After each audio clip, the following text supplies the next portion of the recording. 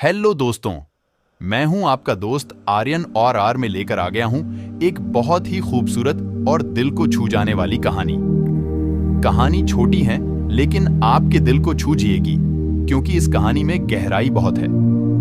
यह कहानी है आरूही और एक गुद्दिया की, जो एक छोटी लड्डकी ऊपर लिखी हुए हैं। एक दिन की बात है, आरूही सुबह पार्क में टहलते हुए जा रही थी, तभी उसे एक रोती हुई बच्ची मिली।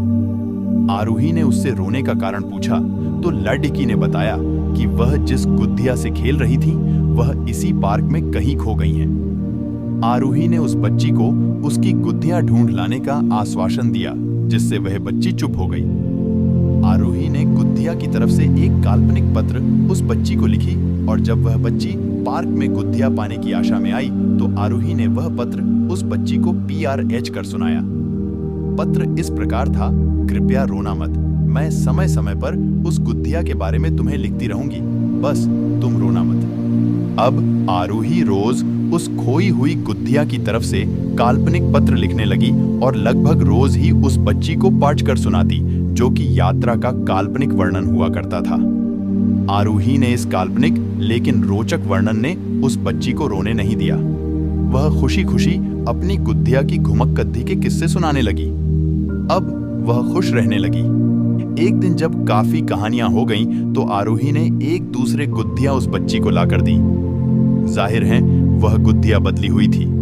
उस बच्ची को अपनी खोई हुई पुरानी गुद्दिया जैसे नई लगी तो वह आरूही की ओर देखने लगी। आरूही अनजान बनते हुए गुद्दिया में चिपकी एक चिट को निकालकर पढ़ने लगी। उसमें लिखा हुआ था: यह मैं ही हूं, तुम्हारी वाली गुद्दिया जो पार्क में खो गई थी। दुनिया भर की लंबी यात्रा की वजह से मैं थोड़ी बदल गई हूं। बच्ची को इस गुद्दिया और आरूही पर विश्वास हो गया। वह गुद्दिया लेकर घर चली गई। वर्षों बाद जब वह बच्ची बड़ी हो गई तो एक दिन वह अपनी अलमारी में कुछ ढूंढ रही थी तो उसका ध्यान उसी गुद्दिया पर गया जो आरूही ने उसे दी थी। बचपन की बातें याद करके वह हंसने लगी।